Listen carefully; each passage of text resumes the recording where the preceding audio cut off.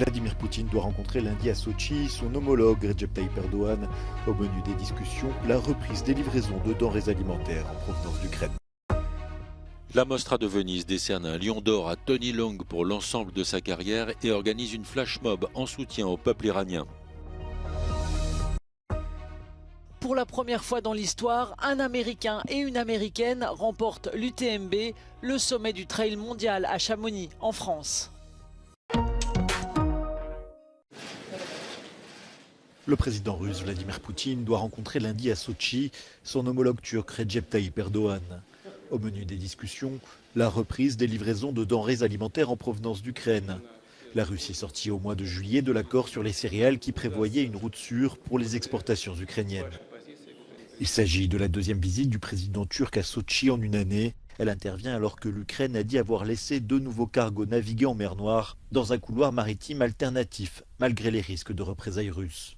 Jeudi, pendant une visite à Moscou, le ministre turc des Affaires étrangères, Hakan Fidan, a jugé essentielle la reprise de l'accord. Son homologue russe, Sergueï Lavrov, répétant quant à lui que son pays voulait des garanties de la part des Occidentaux.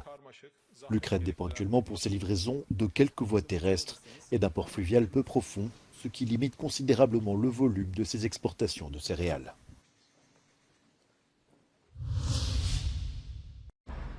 Des magasins tenus par des étrangers ont été vandalisés dans la ville côtière de Limassol, à Chypre.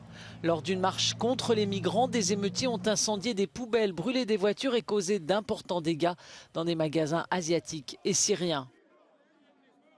L'ambiance est tendue à Limassol. Une marche pour les migrants a lieu ce dimanche soir, une autre contre les migrants mercredi prochain.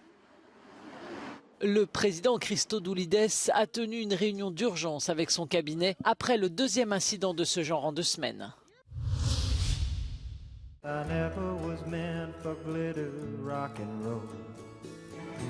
Jimmy Buffett est mort à 76 ans. Cet auteur-compositeur-interprète américain avait annulé des concerts en mai à cause de la maladie. Son plus grand tube, Margaritaville, sorti en 1977, est associé à jamais à la ville de Key West. Jimmy Buffett avait découvert l'île de Floride dans les années 70 et son influence a marqué ses chansons.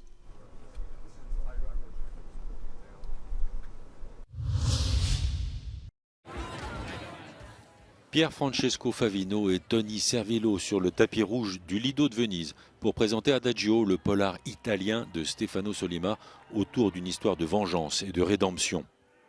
La 78e édition du Festival du film de Venise entre dans sa 2e semaine et le jury décerne cette année un lion d'or à Tony Leung pour l'ensemble de sa carrière. L'acteur et chanteur hongkongais a joué dans 3 films couronnés à la Mostra. A City of Sadness en 89, Cyclo en 95 et Lust Caution en 2007.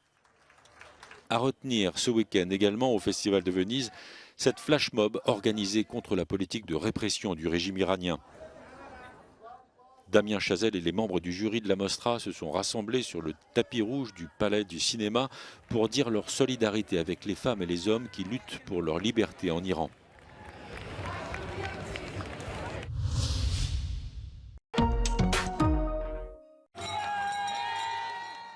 Pour la première fois dans l'histoire, 2 Américains ont remporté dans les catégories masculines et féminines l'UTMB, le sommet du trail mondial à Chamonix. Pour sa 5e participation au marathon du Mont Blanc, l'Américain Jim Wolseley a remporté la 20e édition sous les yeux de sa famille, venu tout droit des États-Unis en 19h37 minutes et 43 secondes. Chez les femmes, Courtney Dauwalter a complété le doublé américain avec une victoire en 23h29 minutes et 14 secondes. Le marathon fait le tour du Mont Blanc à travers la France, l'Italie et la Suisse. 171 km et un dénivelé positif de plus de 10 000 mètres. Cette course qui rassemble sur la ligne de départ 2500 coureurs clôt la semaine du Dacia UTMB Mont Blanc où au total 10 000 coureurs se lancent dans des courses plus ou moins longues mais toujours difficiles.